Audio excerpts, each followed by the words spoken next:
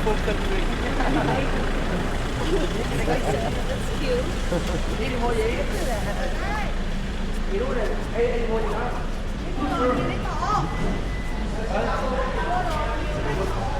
Em mua đồ nha.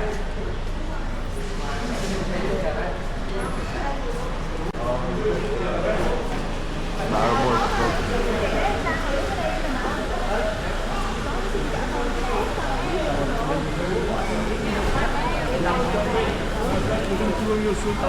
Đây cái tiếng nước Việt. Mermer tuzunu alıp yapışkanla yaparsan sonra bunu parlatırsan bu şekli elde edersin.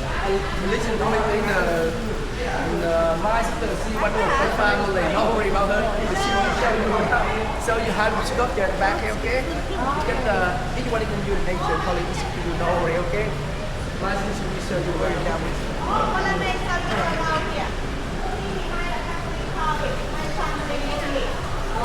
Yeah, just here the belong of my family makes an egg 5 years right.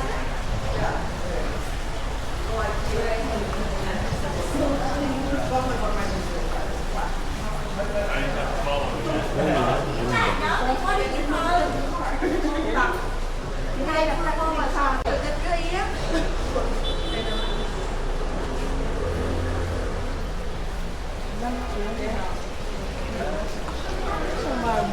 What a marble.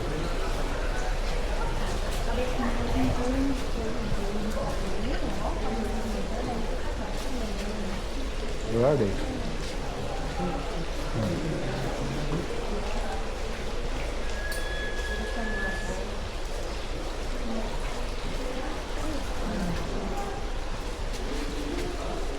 Anh có thể explain nha má. Chở dễ rồi đó hả? Dạ, gì hết à? Mà cua cô mấy mua ra đúng không? Marble là có.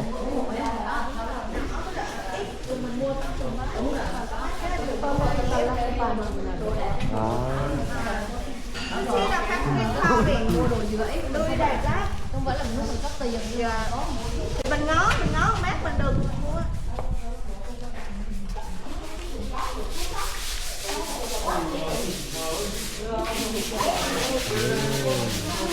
Here the polish is the same paper and water polish for Chinese finish. We making that one the happy Buddha. About 4 months we make 4 months. Oh, 4 months. Yeah. 3.5 months the carving and half month the polishing. The same paper and water polish for Chinese finish.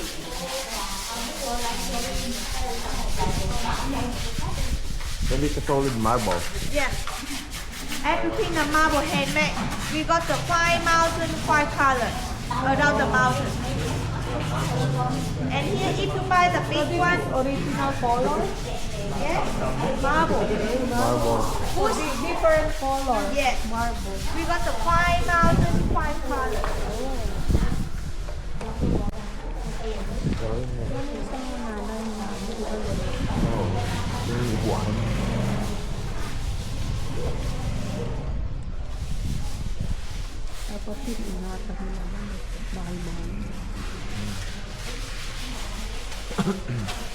Kamu yung ano sabi ng halos na ganito?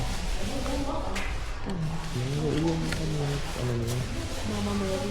Ano yung kasama nila? May term si Pado? Yeah, kami ganun.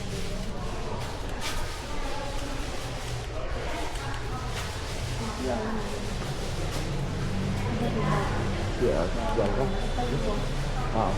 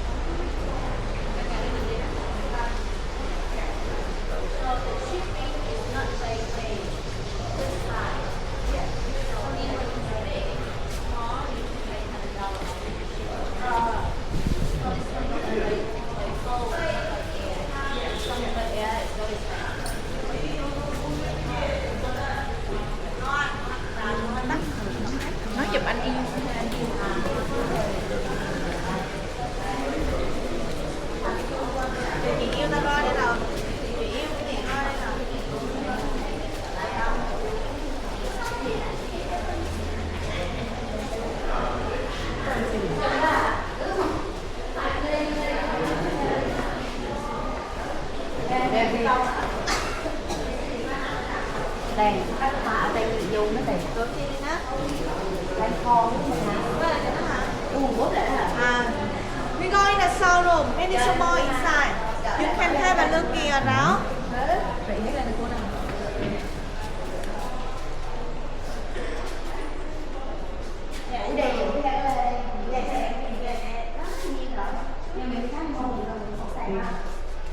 Mình thử mùa hè á, tại nắng sợ mùa sướng.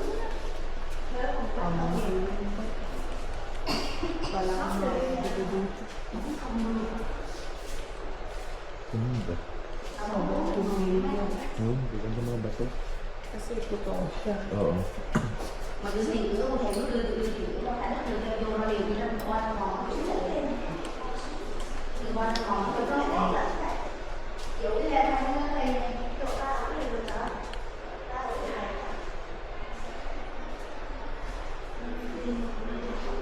Giờ xuống hả đó. Mà ra thì dễ sợ luôn phe nào không?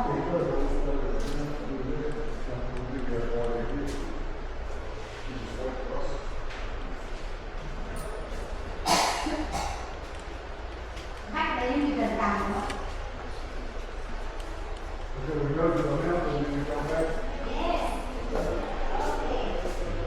You buy something for souvenir, sir? You get one for your house? Now just looking. Maybe we'll come back. Yeah, you come back. Yeah. Yes. Oh, this is a solid marble. Yeah, everything the marble.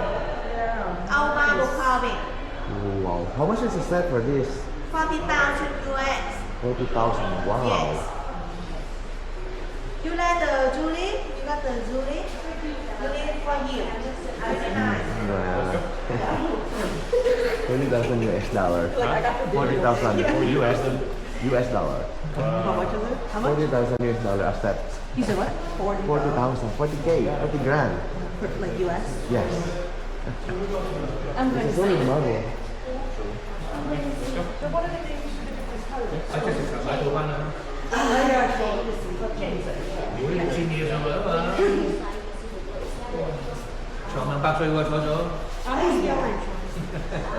Well, this is solid.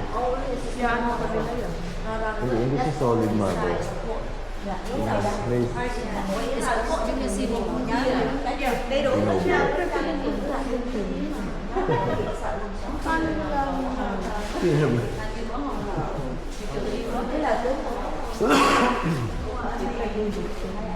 Để cây đồng thời đồng thời.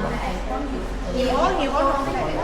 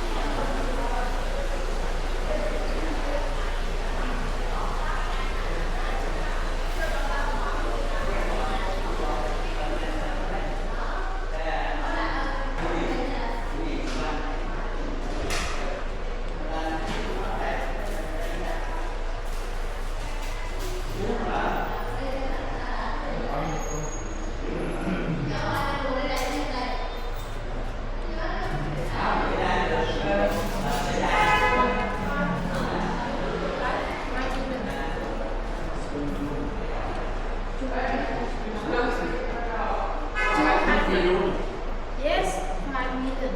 5 million. Yes. 200 US dollar.